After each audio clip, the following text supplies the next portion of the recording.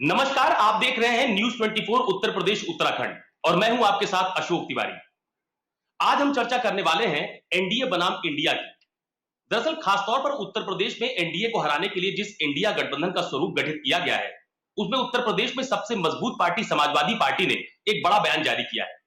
अखिलेश यादव ने उत्तर प्रदेश राज्य कार्यकारिणी की बैठक को संबोधित किया और उस बैठक में साफ तौर पर यह कह दिया कि पिछले विधानसभा चुनाव में समाजवादी पार्टी को तकरीबन 35% वोट शेयर मिला था और समाजवादी पार्टी उत्तर प्रदेश में बीजेपी को हराने के लिए अकेले ही सक्षम है।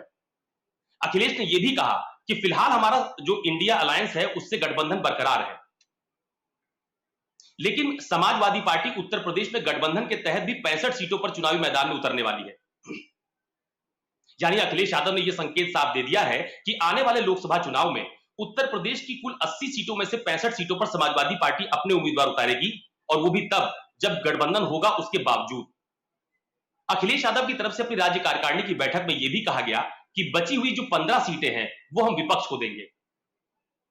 अब उत्तर प्रदेश की अगर बात की जाए तो इंडिया गठबंधन के स्वरूप में समाजवादी पार्टी के अलावा कांग्रेस, राष्ट्रीय लोकदल, आम आदमी पार्टी और इसके अलावा अपना दल कमेरावादी पार्टी शामिल है। अखिलेश यादव ने अपने मैसेज में यह भी बात कही है कि 15 सीटों में ही इन तमाम सारे जो राजनीतिक दल हैं उनके बीच सीटों का बंटवारा किया जाएगा। यानी अखिलेश यादव ने अपनी बैठक में अपने कार्यकर्ताओं के बीच में यह स्पष्ट संदेश दे दिया है कि आने वाले लोकसभा चुनाव में समाजवादी पार्टी गठबंधन के तहत भी कुल 65 सीटों पर चुनाव लड़ने वाली है। अखिलेश की बैठक के बाद समाजवादी पार्टी के अधिकृत प्रवक्ता की तरफ से भी एक बयान जारी किया गया और यह कहा गया कि उत्तर प्रदेश में समाजवादी पार्टी ही सबसे मजबूत पार्टी है जो बीजेपी को टक्कर दे सकती है। उसमें भी वही बात कही गई कि 35% वोट शेयर पिछले विधानसभा चुनाव के दौरान समाजवादी पार्टी को मिला था। गठबंधन में हम विपक्षी दलों को 15 सीटें देंगे। हालांकि जब इस बाबत यूपी कांग्रेस के अध्यक्ष अजय राय से सवाल किया गया तो उन्होंने यह कहा कि उनकी तरफ से भी उत्तर प्रदेश में सभी सीटों पर लोकसभा चुनाव की तैयारी की जा रही है, लेकिन गठबंधन की सीटों पर फैसला राष्ट्रीय नेतृत्व लेगा, क्योंकि इसमें हमारा नेतृत्व कई राज्यों में जो चुनाव हो रहे हैं वहां पर वो व्यस्त है। यानी सवाल का सीधा सीधा जवाब न देने की बजाय सवाल को टालने की कोशिश की गई। ये वही अजय राय हैं जिन्होंने घोसी उपचुनाव में जीत के बाद यह दावा किया था कि घोसी के उपचुनाव में कांग्रेस पार्टी ने बड़ा दिल दिखाते हुए समाजवादी पार्टी का समर्थन किया, लेकिन उत्तराखंड की एक सीट पर समाजवादी पार्टी ने कांग्रेस के खिलाफ उम्मीदवार उतारा और वहां पर कांग्रेस चुनाव हार गई। तो क्या खासतौर पर उत्तर प्रदेश में एनडीए को हराने के लिए इंडिया गठबंधन का जो स्वरूप तैयार किया गया है उसके बीच सब कुछ ठीक ठाक नहीं चल रहा है? क्या सीटों का तालमेल दोनों के बीच दरार पैदा कर रही है? क्या सीटों के तालमेल पर कोई बातचीत बनती हुई नजर नहीं आ रही है? इन तमाम सारे मुद्दों को लेकर हम चर्चा करने वाले हैं, लेकिन इसके पहले आपको यह भी बता देता हूं कि जब इस पूरे घटनाक्रम पर बीजेपी से सवाल किया गया तो उत्तर प्रदेश सरकार में पर्यटन मंत्री जयवीर सिंह ने यह कहा कि समाजवादी पार्टी और कांग्रेस दोनों का जो वोटर है वो एक ही है, वोट बैंक सेम है, इसलिए छीना झपटी चल रही है। ये तंज बीजेपी की तरफ से गठबंधन को लेकर जो दरार की खबरें आ रही हैं उस पर बीजेपी की तरफ से कमेंट किया गया। तो आज इन्हीं सब मुद्दों पर हम चर्चा करने वाले हैं। तो यूपी में क्या होगा इंडिया गठबंधन का भविष्य? यूपी में सीट बंटवारे को लेकर समाजवादी पार्टी कांग्रेस में क्यों खींचतान बढ़ती जा रही है? इंडिया गठबंधन में सीट शेयरिंग पर कैसे बनेगी बात? सीट शेयरिंग पर अंदरूनी खींचतान से किसको कितना नुकसान हो रहा है? इन तमाम सारे मुद्दों को लेकर हम चर्चा करने वाले हैं और इस बार हमारे साथ चर्चा में एक बड़ा पैनल मौजूद है जिसमें बीजेपी के प्रवक्ता संजय चौधरी जी हमारे साथ मौजूद हैं, कांग्रेस पार्टी के प्रवक्ता अनीमुल्ला जी हमारे साथ मौजूद हैं, इसके अलावा फराज किदवई समाजवादी पार्टी के लीडर है, प्रवक्ता है, वो हमारे साथ मौजूद हैं, रोहित अग्रवाल जो राष्ट्रीय लोकदल का पक्ष बहुत मजबूती से रखते हैं वो हमारे साथ मौजूद हैं और ब्रजेश शुक्ला उत्तर प्रदेश के जाने माने पत्रकार वो भी हमारे साथ इस चर्चा में मौजूद है। लेकिन सबसे पहले फराज भाई मैं आपके पास आ रहा हूं, ये अखिलेश यादव जी ने ये बयान क्यों दे दिया कि अगर गठबंधन होता भी है तब भी हम 65 सीटों पर चुनाव लड़ेंगे? फराज भाई।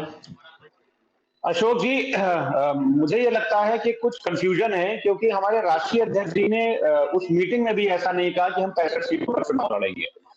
ये किसी कार्यकर्ता की ख्वाहिश हो सकती है कि वो 65 सीट पर चाहेगा कि हमारी पार्टी 65 सीट पर चुनाव लड़े। समाजवादी पार्टी के एक सच्चे कार्यकर्ता होने के नाते मैं चाहूंगा कि 80 सीट पर समाजवादी पार्टी चुनाव लड़े और मैं ये चाहूंगा कि अखिलेश यादव जी इस देश के प्रधानमंत्री बने। हो सकता है रोहित अग्रवाल जी ये चाहें कि जयंत जी इस देश के प्रधानमंत्री बने। कांग्रेस के हमारे भाई जो प्रवक्ता हैं वो चाहेंगे कि राहुल जी प्रधानमंत्री बने, लेकिन आज की तारीख में हो क्या है अशोक जी के भारतीय जनता पार्टी की तरफ से कुछ ना कुछ कंफ्यूजन क्रिएट किया जा रहा है। अशोक जी आवाज नहीं आ रही है मेरी? बिल्कुल आपकी आवाज आ रही है फराज भाई, आप कंटिन्यू कीजिए। अच्छा, जी जी, तो मैं ये बोल रहा हूं कि भारतीय जनता पार्टी और उनकी जो ट्रोल आर्मी है उसकी तरफ से कुछ ना कुछ एक कंफ्यूजन पैदा किया जा रहा है कि इंडिया गठबंधन जो है वो किसी न किसी तरह से दरार रहे। लेकिन मैं आपको ये एश्योर करता हूं कि इंडिया गठबंधन जो है वो 2024 का जो पार्लियामेंट का इलेक्शन है, जो 2024 का पार्लियामेंट का इलेक्शन है वो बड़ी मजबूती से सारे दल, कांग्रेस, समाजवादी पार्टी, आरएलडी और जो भी हमारे अलायंस है, हम लोग बड़ी मजबूती से चुनाव लड़ने जा रहे हैं। तो पहली बात तो ये है कि हमारे राष्ट्रीय अध्यक्ष आदरणीय अखिलेश यादव जी ने कहीं ये नहीं कहा कि हम 65 सीटों पर चुनाव लड़ेंगे, क्योंकि अगर आप देखिए बैकग्राउंड भी अगर आप देखिए अशोक जी, तो अखिलेश यादव जी जो हमारे राष्ट्रीय अध्यक्ष हैं उन्होंने गठबंधन राजनीति में हमेशा बड़ा दिल दिखाया है। आप देखिए कि जब 2017 में कांग्रेस के साथ हमारा गठबंधन हुआ था तो हमने 110 से ज्यादा कांग्रेस को सीट दी थी चुनाव लड़ने के लिए। 2019 में जब बहुजन समाज पार्टी के साथ हमारा गठबंधन हुआ तो हमने आधी से ज्यादा सीटें दी बहुजन समाज पार्टी को।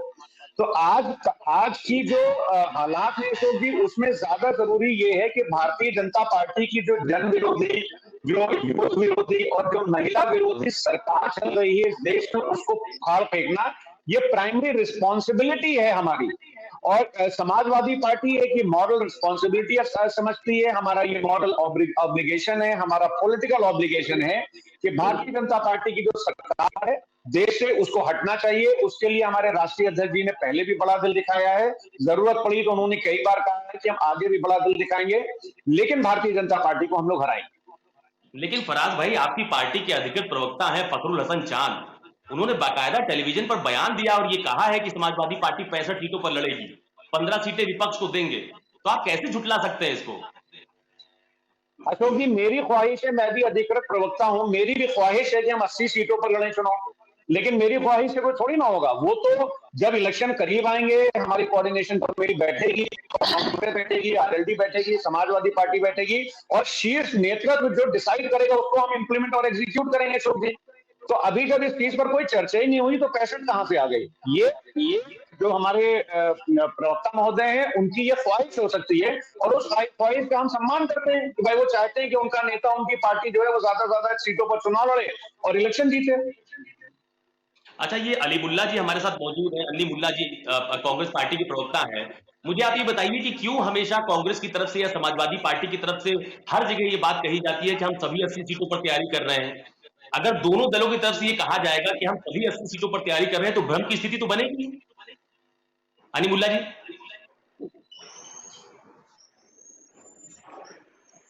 जी जी, सबसे पहली बात तो यह है कि जो इंडिया गठबंधन है बहुत ही मजबूत गठबंधन, इंडिया गठबंधन एक बहुत ही मजबूत गठबंधन है।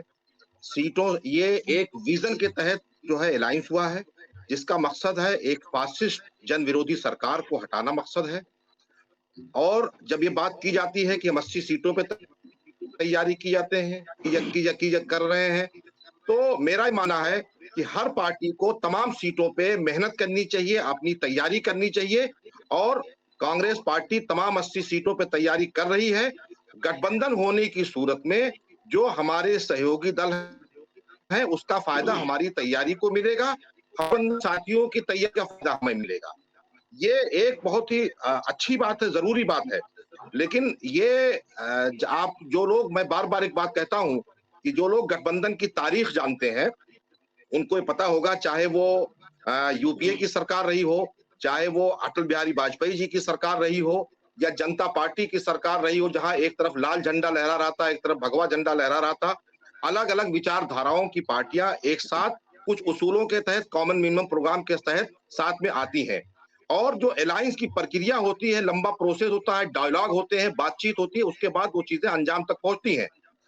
तो इसमें ये कोई समाजवादी पार्टी एक अलग पार्टी है, कांग्रेस पार्टी एक अलग पार्टी है, दोनों की अपनी अलग अलग विचारधाराएं हैं, कुछ कॉमन चीजें हैं जिसको लेकर के हम साथ में आए हैं। इससे पहले भी हमारा अलायंस रहा है, हमारा जो है बहुत सारी चीजें हैं। तो इसमें कोई खास परेशानी की बात नहीं है, आप बिल्कुल बेफिक्र रहें।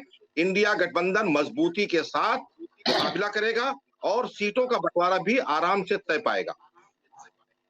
संजय चौधरी जी बीजेपी के बहुत वरिष्ठ नेता हैं, इस वक्त उत्तर प्रदेश पार्टी में प्रदेश के प्रवक्ता भी हैं। संजय जी, ये आपके ऊपर आरोप क्यों लगते हैं कि आप लोग इंडिया गठबंधन में दरार की खबरें जबरदस्ती फैलाते हैं? संजय जी। तिवारी जी, आरोप तो आपके ऊपर लग रहा है, भारतीय जनता पार्टी ने तो ऐसा कुछ कहा नहीं। हाँ। तो ये तो सीधे सीधे आपके ऊपर और आपके ऊपर ही नहीं, ये समाजवादी पार्टी के प्रवक्ता अपने ही साथी प्रवक्ता के खिलाफ भी ये इस प्रकार का आरोप लगा रहे हैं। मुझे लगता है कि ये समाजवादी पार्टी में हर रोज जिस तरह से विचारों का परिवर्तन हो रहा है, वो ये बताने के लिए पर्याप्त है कि इस गठबंधन के साथियों में, राजनीतिक दलों में अभी कोई भी विचार बना नहीं है। और मुझे लगता है कि मेरे काबिल दोस्त किदवई जी अगर ये चाहते हैं कि उनकी पार्टी 80 सीट लड़े, तो इसका मतलब है कि समाजवादी पार्टी के कार्यकर्ता भी नहीं चाहते कि ये गठबंधन बने। क्योंकि अगर कार्यकर्ता और स्थापित प्रवक्ता ये चाहते हैं कि 80 की 80 सीट वो लड़े, तो इसका मतलब है कि वो मन से नहीं चाहते कि कोई भी इस प्रकार का गठबंधन बने। ये हमारे सामने स्पष्ट हो गया है। ये गठबंधन पूरी तरह से आपस की वैमनस्यता का गठबंधन है। पड़ोस के राज मध्य प्रदेश में हमने देखा है कि कैसे गठबंधन सीटों की बात करता है। कमलनाथ जी, अखिलेश यादव जी में बात होती है, लेकिन उसके बाद उसका परिणाम क्या आता है? सब एक दूसरे के ऊपर घात प्रतिघात करते हैं, आपस में ही लड़ने की बात करते हैं, क्योंकि इनका बेसिक वोट बैंक जो है वो एक है। एक वोट बैंक को अपने हिस्से में कैसे अधिक से अधिक ले पाए, इसी मुस्लिम वोटों की राजनीति का चरम उत्तर प्रदेश भी बन रहा है, मध्य प्रदेश में भी इसी की लड़ाई है। पूरा देश केवल और केवल कैसे मुस्लिम वोटों को अपनी तरफ खींचे, इस तरह की लड़ाई है। मुझे लगता है कि इस प्रकार का अंतर्द्वंद इस गठबंधन को जन्म लेने के पूर्ण ही इसकी भ्रूण हत्या कर देगा। और ऐसा कोई गठबंधन जो नकारात्मक आधार पर किसी को रोकने के लिए बना हो, मुझे लगता है कि जनता उसे पसंद नहीं करेगी। और ये आपस में इस गठबंधन की सत्ता की लड़ाई है, ये कोई सकारात्मक आधार पर बात नहीं कर रहे। रोहित अग्रवाल जी, मुस्लिम मतों के ध्रुवीकरण की लड़ाई है क्या? संजय चौधरी जी कह रहे हैं कि मुस्लिम मतों को लेकर के ये लड़ाई हो रही है कांग्रेस और समाजवादी पार्टी के बीच, आप भी अलायंस का हिस्सा है। रोहित जी। संजय चौधरी को नहीं चाहिए क्या मुसलमान मत?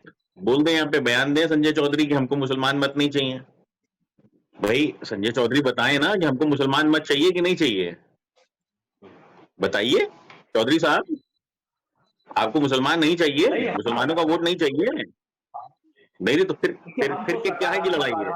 फिर कौन लड़ रहा है? अच्छा, दूसरे पे आरोप लगाओगे, खुद सकारात्मक राजनीति करोगे आप? नहीं, दूसरे पे आरोप लगाओगे, खुद सकारात्मक राजनीति बताओगे। अरे भाई, वोट किसको नहीं चाहिए? समस्या ये है कि भारतीय जनता पार्टी ऐसे बेशरम नहीं है ना हम, कि जो हम कह दें कि हमको मुसलमान मत नहीं चाहिए। भाई हमको तो सबका मत चाहिए, हमको तो हिंदू मत भी चाहिए, हमको तो मुसलमान भी चाहिए, हमको सिख भी चाहिए, हमको। तो आपका राष्ट्रीय अध्यक्ष वोट डालने ही चला जाता, वो तो डालने भी नहीं जाता, मतदान करने भी नहीं जाता। उनकी आवाज कट रही है, कुछ बोला इन्होंने, फिर से कैसे बोल रहे हैं भाई? इनकी आवाज कट रही, डिजिटल इंडिया इनका फेल हो गया है। कृपया करके दोबारा बता दे पुनः क्या बोल रहे हैं ये, इनकी आवाज आ नहीं रही है। मैंने कहा कि इनके राष्ट्रीय अध्यक्ष में तो इतनी शर्म है कि वो वोट डालने भी नहीं जाता है। तो जो इतने शर्मदार आदमी है वो ऐसे ही। आप गए थे? आप गए थे वोट डालने? हम तो गए थे। कहाँ? किसका वोट डालने चले गए? किसका वोट डालने चलेगा ये भी कभी बता दिया करो। नहीं, किसका वोट डालने चलेगा ये भी बता दिया करो भाई। संजय चौधरी जी किसी से कह रहे थे कि संजय चौधरी जी से कमल का बटन दबता नहीं है। जब वो जाते हैं वोट डालने तो उनसे कमल का बटन दबता नहीं है, क्योंकि वो जानते हैं किस तरीके से कमल वाले शोषण कर रहे हैं। तो इसलिए चौधरी साहब अब कमल का बटन नहीं दबाते, अंदर जाके वो कुछ और दबाए आते हैं। संजय चौधरी जी का ये खुद का वक्तव्य है, जो किसी से कह रहे थे, उस व्यक्ति ने, जिम्मेदार व्यक्ति है, उसने मुझे बताया कि संजय चौधरी जी आजकल कमल का बटन नहीं दबा पा रहे हैं, किसी और का बटन दबा जाते हैं। वो कहते हैं साहब बाहर से लोग आते हैं, उनको एमएलसी बना देते हैं। चौधरी साहब पता नहीं कब से सेवा कर रहे हैं भारतीय जनता पार्टी के लिए, उनको कुछ देते नहीं है। बाहर से आए हुए व्यक्तियों को एमएलसी बनाया जाता है, बाहर से आए हुए व्यक्तियों को टिकट दे दिया जाता है, पर संजय चौधरी को कुछ मिलता नहीं है। तो संजय चौधरी जी क्यों दबाए कमल का बटन? खाली दरी बिछाने के लिए थोड़ी ना संजय चौधरी, तो इसलिए संजय चौधरी ने कमल का बटन ही दबाना बंद कर दिया। तो इसलिए अब संजय चौधरी को दूसरों के राष्ट्रीय अध्यक्ष दिखते हैं कि भाई कौन सा बटन दबा कौन सा नहीं दबा। खैर चलिए, हमें तो भाई मुसलमान वोट चाहिए भाई, हमें तो हिंदू वोट भी चाहिए, हमें तो सिख का वोट भी चाहिए, और हमको तो ईसाई का वोट भी चाहिए भाई, और हमको चाहिए तो इसलिए हम सबकी बात करेंगे और सबके साथ चलेंगे। अब आपको नहीं चाहिए, ये बेशर्मी तो आप ही देश के अंदर कर सकते हो, इसके अलावा कोई नहीं कर सकता जो कह दे मुसलमानों का वोट मुझको नहीं चाहिए, है ना। एक धर्म के नाम पे राजनीति आप करते हो, ये किसी से छुपा हुआ नहीं है। पोलराइजेशन की राजनीति आप करते हो, ये किसी से छुपा हुआ नहीं है। मुद्दों पे आपको पता है बात करोगे तो फेल हो जाओगे, मुद्दों पे बात करोगे तो जवाब आपके पास है नहीं। बेरोजगारी के ऊपर आपके पास जवाब है नहीं, महंगाई के ऊपर आपके पास जवाब है नहीं, ध्वस्त कानून व्यवस्था पे आपके ऊपर जवाब है नहीं, खराब व्यापार व्यवस्था पे आपके पास जवाब है नहीं, भ्रष्टाचार पे आपके पास जवाब है नहीं। तो अब ऐसी स्थिति में बट ऑब्वियस मैं आपका दर्द समझ सकता हूं संजय जी, आपका दर्द है कि आपको सिर्फ और सिर्फ राजनीति करनी है धर्म के आधार पे, जातियों के आधार पे, क्षेत्रवाद के आधार पे, जैसा कि आजकल पश्चिम उत्तर प्रदेश में इनके नेताओं को दिखाई पड़ रहा है कि साहब अब तो जनता हमें वोट देगी नहीं, तो अब उनको याद आ रहा है कि साहब पश्चिम उत्तर प्रदेश को अलग कर देना चाहिए, पश्चिम उत्तर प्रदेश को अलग राज्य बना देना चाहिए। परंतु अब समझ में नहीं आता मुझको ये किससे मांग करते हैं।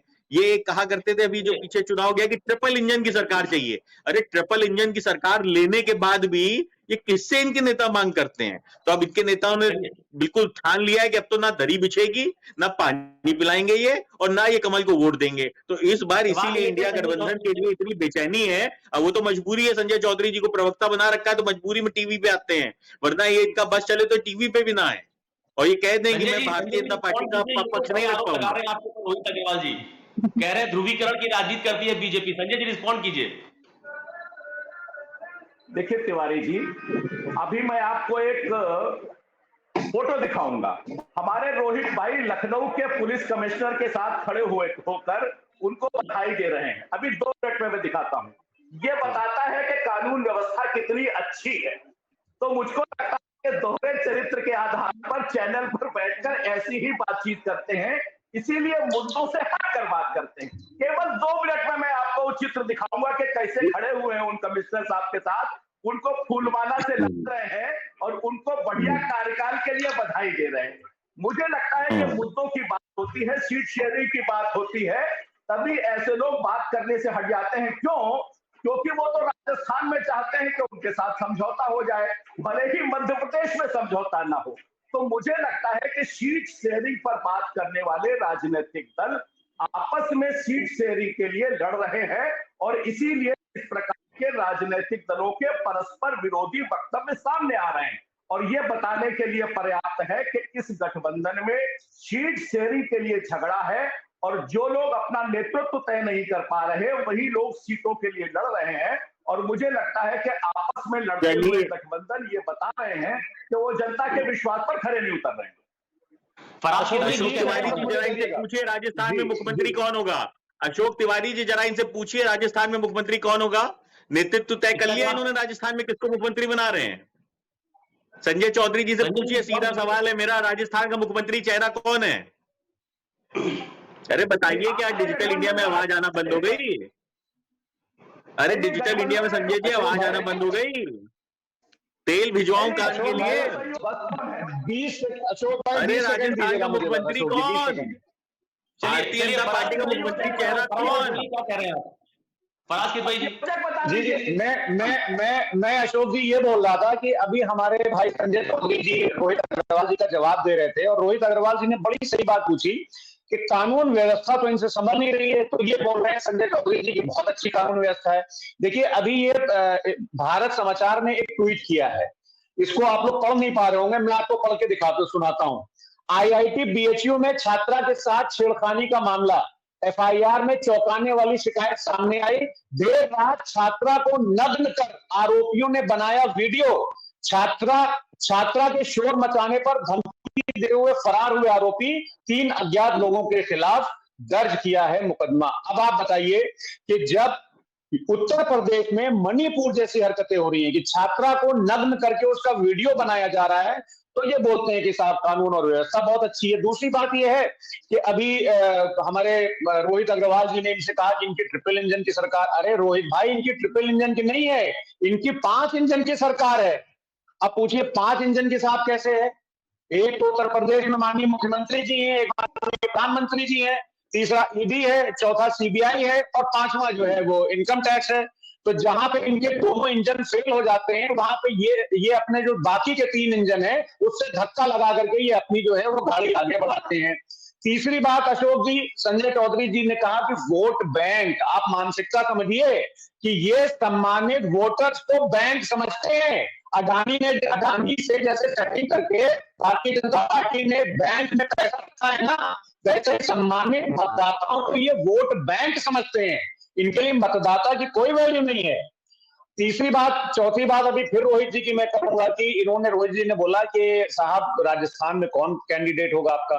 देखिए क्या है कि होम मिनिस्टर साहब गला फाड़ फाड़ करके तेलंगाना जाते हैं, जहां पे 2 सीटें इनकी नहीं आएंगी, वहां कहते हैं कि हमारा ओबीसी मुख्यमंत्री होगा। यही ऐलान राजस्थान में क्यों नहीं कर देते हैं? तो ये छलने का काम करते हैं। कानून व्यवस्था इनसे संभल नहीं रही है, ओबीसी को ये छलते हैं तेलंगाना में जाकर के। और एक बस 20 सेकंड और अशोक जी, 20 सेकंड और। आज देश की ये स्थिति हो गई है, ये मैं नहीं बोल रहा हूं अशोक जी, आज इंडियन एक्सप्रेस का ये पढ़िएगा, एक इसमें बड़ा अच्छा लेख निकला है जिसके हिसाब से भारत की जो पर कैपिटा जीडीपी है वो गाजा और वेस्ट बैंक से भी कम है। 2021 का ये तुलना की गई है।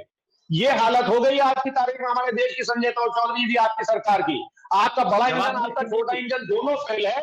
3 इंजन धक धक करके चल रहे हैं, ईडी, सीबीआई और आईटी। बस संजय जी जवाब दीजिए। देखिए, मुझे लगता है कि किदवई साहब जब बात करते हैं तो वो आंख बंद कर लेते हैं। अगर आंख खोल के देखते तो भारत की अर्थव्यवस्था अगर दुनिया में 5वें नंबर पर हो गई, उत्तर प्रदेश का बजट अगर 5 साइज में जस्ट डबल हो गया, तो यह बताने के लिए पर्याप्त है कि उत्तर प्रदेश का इंजन और देश का इंजन भारत को कहां ले जा रहा है। ऐसे ही जब लोग निर्णय करते हैं तो ये बताते हैं कि विधानसभा में 400 सीट लेकर आएंगे, और जब जनता सीट लेती है तो उन्हीं की सीट चली जाती है।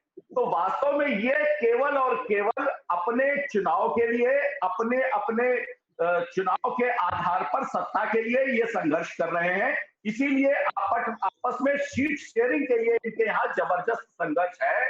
और मुझे लगता है कि अखिलेश यादव जी के बयान को समाजवादी पार्टी के एक प्रवक्ता द्वारा स्वीकारना, दूसरे प्रवक्ता द्वारा अस्वीकार करना, इसी चैनल पर यह बताने के लिए पर्याप्त है कि ये विभ्रम की स्थिति के शिकार है। और समाजवादी पार्टी का कार्यकर्ता भी नहीं चाहता कि ये गठबंधन बने। इसीलिए जिस तरह की गति समाजवादी पार्टी और बहुजन समाज पार्टी के मिले हुए गठबंधन की हुई थी, वैसी ही गति, उससे बुरी गति इस इंडी गठबंधन की होने वाली। चलिए, हमारे साथ ब्रजेश शुक्ला जी मुझे जवाब देने दिए। पत्रकार है। फराज भाई दोबारा फराज भाई मैं दोबारा आता हूँ आपके पास। ब्रजेश शुक्ला जी बहुत देर से हमारे साथ जुड़े हुए हैं। अब ब्रजेश जी, आप तो यूपी की राजनीति को बहुत बारीकी से समझते हैं। ये अखिलेश यादव का ये कहना कि अलायंस होगा, उसके बावजूद हम 65 सीटों पर चुनाव लड़ेंगे, अजय राय का ये कहना कि हमारी भी सभी सीटों पर तैयारी चल रही है, ये कहीं भ्रम की स्थिति तो नहीं बन रही है? ये गठबंधन का क्या आकार लेता जा रहा है उत्तर प्रदेश? ब्रजेश जी देखिए, मैं इन प्रवक्ताओं की बातों को ध्यान नहीं दे रहा हूँ। मैं सीधे अखिलेश जी ने जो कहा मैं उस बात चर्चा करना चाहता हूँ।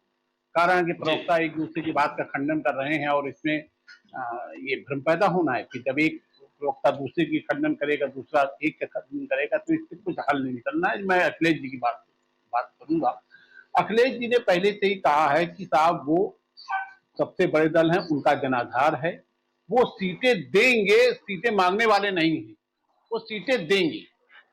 और इसी के बाद एक हड़कंप हुआ था जो गठबंधन में काफी बेचैनी हुई थी। फिर उसके बाद मध्य प्रदेश वाली घटना हुई है। क्या उत्तर प्रदेश में समाजवादी पार्टी का सबसे ज्यादा जनाधार है, ये लगातार साबित होता जा रहा है। और उसके बल पर कोई सहयोगी लड़ सकते हैं चुनाव, उसके जनाधार का सबसे मजबूत जनाधार है, उनका अपना वो है। बाकी सारे लोग चुनाव लड़ते रहे हैं, लेकिन अब आप देख लीजिए, उसका प्रतिशत उठा के देख लीजिए क्या रहा है। तो जो जनाधार अखिलेश का रहा है, उसके आधार पर वो अपनी सीटें लड़ेंगे। कारण क्या है कि 2017 की जो बात हो रही थी, तब कांग्रेस को उन्होंने बहुत अच्छे ढंग से सीटें दी थी, 100 सीटें दी थी उन्होंने। और तब बाकायदे उसके बावजूद हार हो गए। उसके बाद 2019 में बहुजन समाज पार्टी को 40 सीटें उन्होंने दी।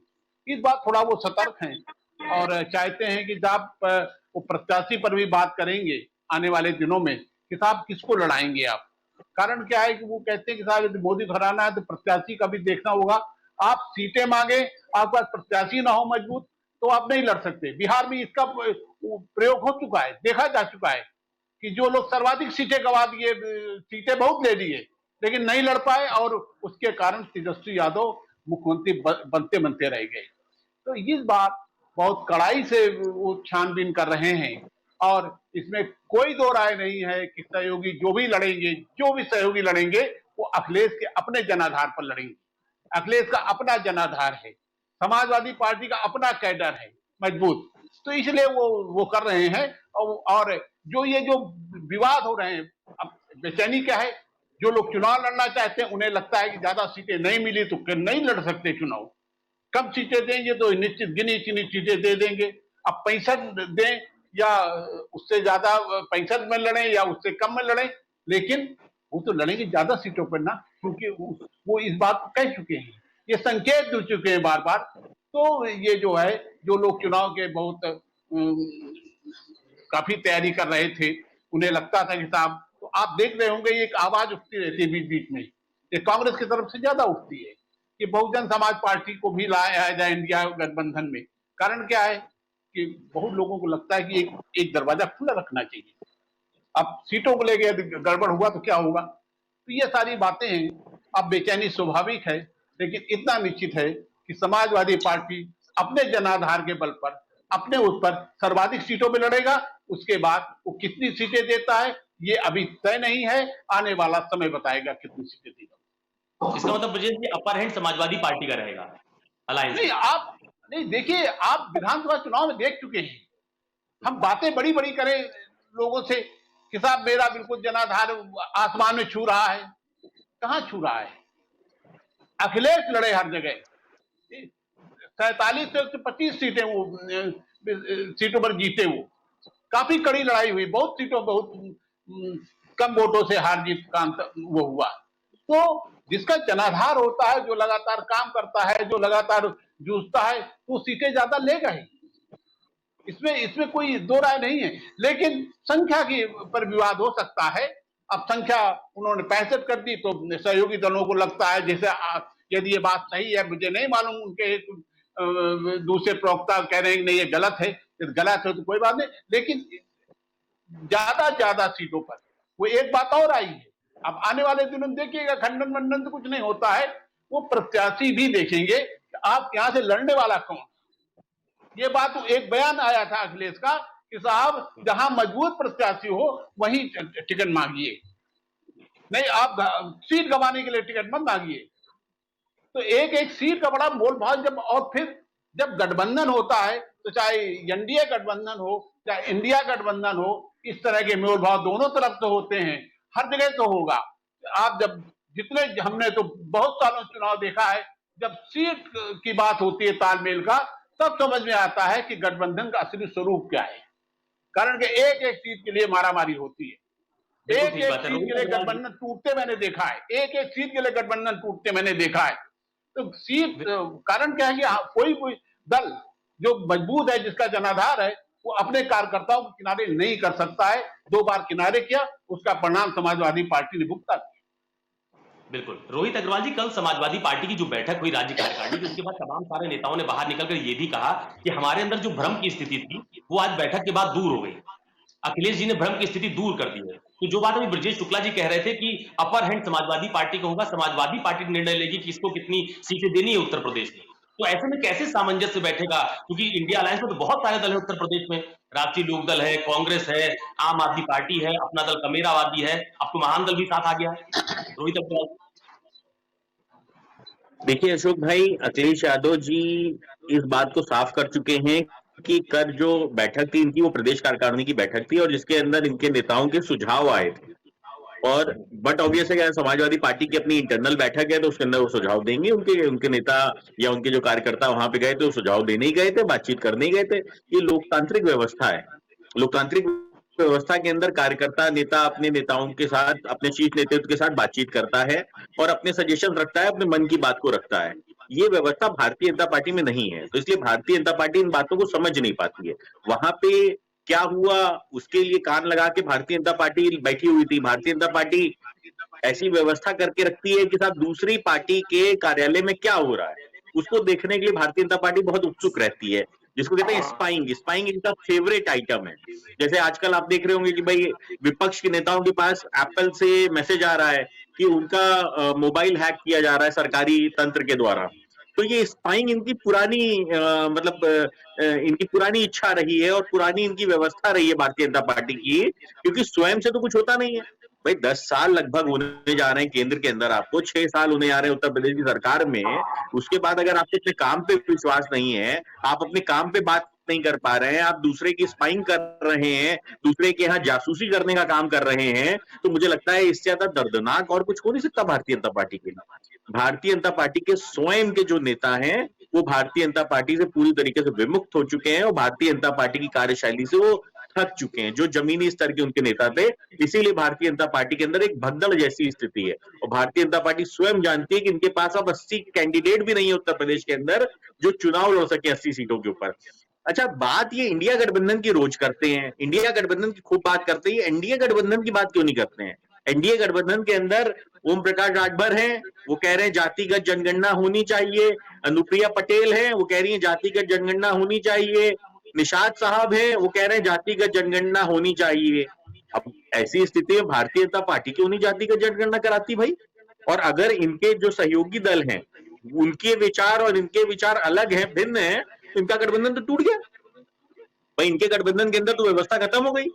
एक बात और आई, अनुप्रिया पटेल के प्रदेश अध्यक्ष कह रहे हैं कि मुख्यमंत्री बनना चाहिए अनुप्रिया पटेल जी को। तो क्या आप बाबा को हटा के अनुप्रिया पटेल जी को मुख्यमंत्री बनाने जा रहे हैं? इस पे जवाब देंगे, है ना? तो इनको ये भी बताना पड़ेगा। सुभाषपा ने कहा है हमको 5 सीटें चाहिए लोकसभा की, तो क्या सुभाषपा को 5 सीटें लोकसभा की देंगे या नहीं देंगे, इस पे जवाब देंगे। निषाद साहब कह रहे हैं कि भाई हम भी चुनाव लड़ेंगे, तो निषाद साहब को कितनी सीटें देने जा रहे हैं, संजय निषाद को? अरे भैया अपनी एनडीए की चिंता कर लो, अब चितिर बितिर पड़ा हुआ है, पता नहीं चल रहा है कहाँ किसका कच्चा है, कहाँ किसकी बनियाइन है, उसकी चिंता कर नहीं पा रहे हो। यहाँ दूसरे के घर में देख रहे हो, झांक रहे हो, समाजवादी पार्टी कार्यालय में समोसा बटा कि नहीं बटा। अरे देखो, अगर समोसा बट रहा है तो हमारे यहाँ भी मंगवा लो, क्योंकि हमारे यहाँ तो समोसे भी नहीं है अब तो, है ना? तो मतलब अगर ऐसी व्यवस्था देखनी है आपको, इसीलिए सरकार में आयो क्या? जनता ने चुन के डबल इंजन, ट्रिपल इंजन, जितने भी इंजन हैं वो सरकार आपको इसलिए बना के भेजी थी क्या कि दूसरे कार्यालय में समोसा बटा की पूड़ी बटी, ये झांकने के लिए आपको भेजा गया था? अरे जनता की सेवा करो, कम से कम जनता की सेवा करोगे तो कम से कम ऐसी बुरी स्थिति नहीं होगी कि दूसरे के कार्यालय में स्पाइंग करनी पड़े। फराज भाई, मुझे ये बताइए कि सीट शेयरिंग पर जो अंदरूनी खींचतान चल रही है, जिसमें तमाम तरह के बयान सामने आ जाते हैं, मुझे लगता है किसी पार्टी का कोई भी अधिकृत प्रवक्ता ऐसे ही तो कोई बयान जारी नहीं कर देगा। पार्टी के भीतर कोई निर्णय या कोई बातचीत होती तभी जारी करता है। तो आपको लगता नहीं है कि इससे नुकसान हो जाएगा गठबंधन को, क्योंकि उत्तर प्रदेश में कड़ा मुकाबला है आप लोगों का एनडीए के साथ?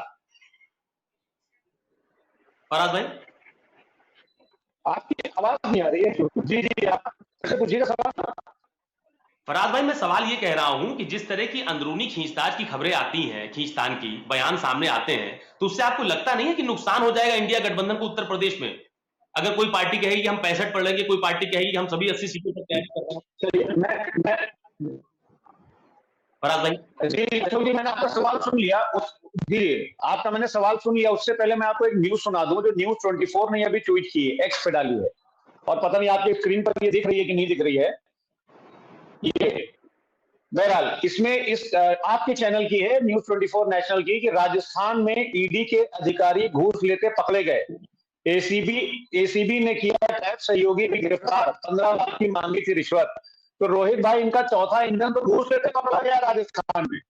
तो आप सोचिए कि इनके जो ये सारे इंजन हैं, अब ईडी जो है वो करप्शन की जांच कर रही है और उसके अधिकारी खुद घूस लेते हुए गिरफ्तार किए गए। ये अशोक जी मैं नहीं बोल रहा हूं, आपका प्रतिष्ठित चैनल ने अभी ट्वीट किया है, आप चेक करवाइए अपने यहाँ से। तो संजय जी, आपके ये सारे इंजन धीरे धीरे फेल होते जा रहे हैं।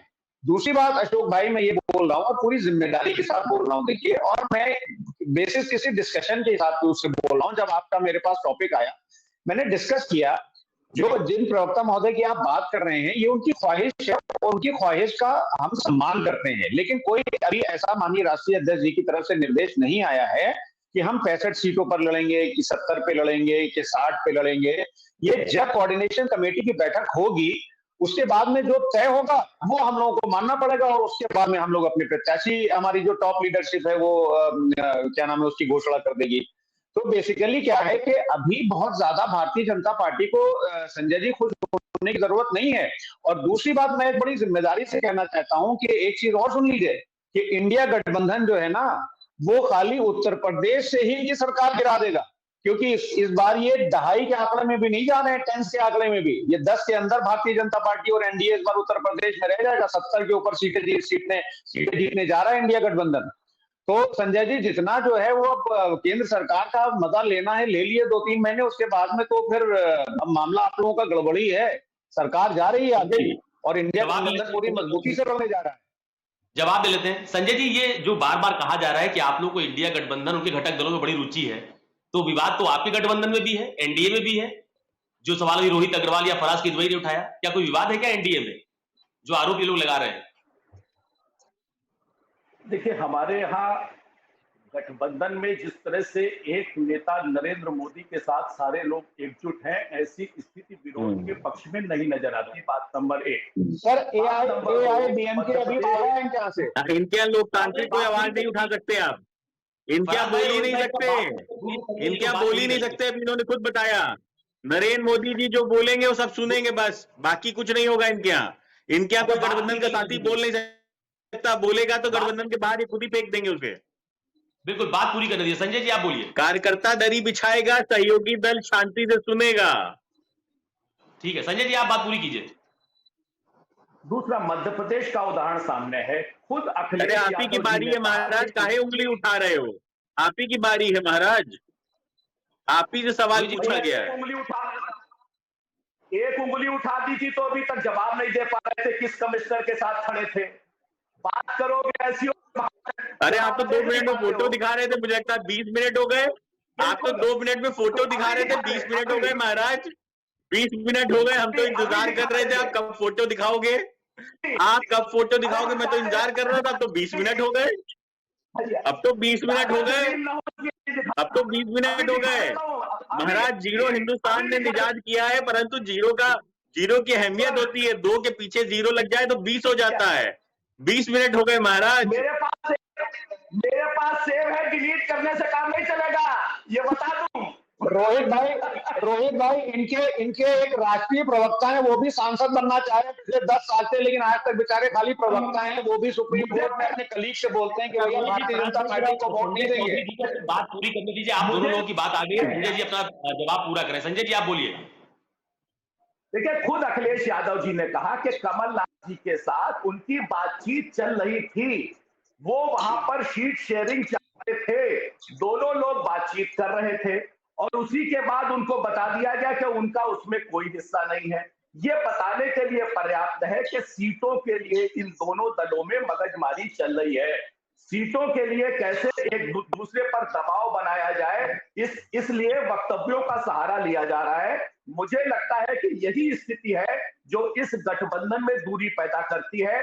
जैसे कम्युनिस्ट पार्टी इंडी गठबंधन के किसी भी समन्वय की बैठक में शामिल नहीं होती, तो हर जगह स्थानीय आधार पर इस राजनीतिक गठबंधन में इसी तरह की स्थिति है। चेक एंड बैलेंस पर काम हो रहा है, एक दूसरे के वोट बैंक को अपने पास करने के लिए लड़ाई है, और मुझे लगता है कि इस प्रकार की लड़ाई अगर आगे चलेगी तो इस इंडी गठबंधन का निश्चित रूप से गर्भपात होना तय है। ब्रजेश शुक्ला जी, ये जो गठबंधन के घटक दल है उत्तर प्रदेश में, आपने तमाम सारी चीजों का जिक्र पहले भी किया था, लेकिन जैसे कांग्रेस पार्टी है या फिर राष्ट्रीय लोकदल है, समाजवादी पार्टी है, ये बड़े घटक दल हैं इंडिया गठबंधन में, तो सबकी चाहत ज्यादा है, बात आपने पहले भी कही थी।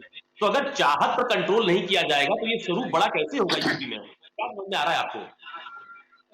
देखिए, चाहत तब हर दल की होती है ज्यादा सीटें पाने की। चुनाव में हर दल की, चाहे कोई हो, चाहे एनडीए गठबंधन हो या इंडिया गठबंधन हो, चाहत सभी की होती है ज्यादा सीटों पे लड़े। लेकिन सवाल ये होता है कि जो आपका नेतृत्व करता, उत्तर प्रदेश में नेतृत्व कौन कर रहा है इस गठबंधन का? समाजवादी पार्टी है। तो समाजवादी पार्टी जो है वो भी अपने बारे में सोचेगी, फिर अपने सहयोगियों के बारे में देगी, सहयोगियों को भी टिकट उसको देना है। तो ये खींचतान चलती रहेगी। लेकिन इतना निश्चित है, ये तय होता है, इतना निश्चित है कि हर दल, हर सहयोगी दल ज्यादा से ज्यादा सीटें पाना चाहता है। और सबसे कठिन दौर जब आता है, वो दौर होता है जब सीटों की बंटवारा होता है। उसमें मैं लगातार देखता रहा हूं, हर चुनाव में आप देखते रहे होंगे, मैं जो लंबे समय चुनाव कवर कर रहा हूं, जब सारे कस्में खाई जाती हैं, वादे किए जाते हैं, बलिदान होने की बातें की जाती हैं, त्याग की बातें की जाती हैं, लेकिन जब सीट शेयरिंग की बात आती है, तब असली, जब टेबल में बैठते हैं तब खरी खरी बात होती है। तो ये हमेशा होता है, इस बार भी होगा। अब देखिएगा कितनी सीटें कौन पाता है। अब मुझे लगता है, जो मैं समझ रहा हूं, कि सीट शेयरिंग सबसे कठिन काम है और इसमें भी होने वाला है, एनडीए में भी होने वाला है। चलिए, बहुत धन्यवाद आप सबका मेरे साथ जुड़ने के लिए। संजय चौधरी जी बीजेपी के प्रवक्ता, आपका बहुत धन्यवाद। अनीमुल्लाह खान कांग्रेस पार्टी के प्रवक्ता हमारे साथ जुड़े थे, उनका बहुत धन्यवाद। फराज किदवई समाजवादी पार्टी के प्रवक्ता हमारे साथ जुड़े थे, आपका भी बहुत धन्यवाद। रोहित अग्रवाल जी, आपका बहुत धन्यवाद। और ब्रजेश शुक्ला जी, आपका भी बहुत धन्यवाद। तो आज इस चर्चा में हम इस बात पर चर्चा कर रहे थे कि आखिरकार जो इंडिया गठबंधन का स्वरूप उत्तर प्रदेश में बन रहा है, उसमें लगातार बयानों के माध्यम से जो खींचतान देखने को मिल रही है, आखिर उसका हल क्या होगा। और एक बड़ी बात आज इस चर्चा में निकल के सामने आई है कि अभी तो बयानबाजी सामने आ रही है, लेकिन जब सीट शेयरिंग की वास्तविक बात टेबल पर बैठकर होगी, तो उस वक्त बड़ा दिल कौन दिखा पाएगा। क्योंकि इस बात से भी इनकार नहीं किया जा सकता कि उत्तर प्रदेश में बीजेपी और उसके सहयोगी दल इस वक्त ज्यादा मजबूत स्थिति में है। और अगर उत्तर प्रदेश में इंडिया अलायंस एनडीए के खिलाफ मजबूती से उतरना चाहता है, तो समाजवादी पार्टी की अगुवाई में उसको उतरना पड़ेगा। इस बात का दावा अखिलेश यादव और उनकी पार्टी के तमाम सारे नेता लगातार करते रहते हैं। तो आज मेरे साथ बस इतना ही। कल किसी और मुद्दे के साथ आपके सामने फिर हाजिर होऊंगा। तब के लिए नमस्कार।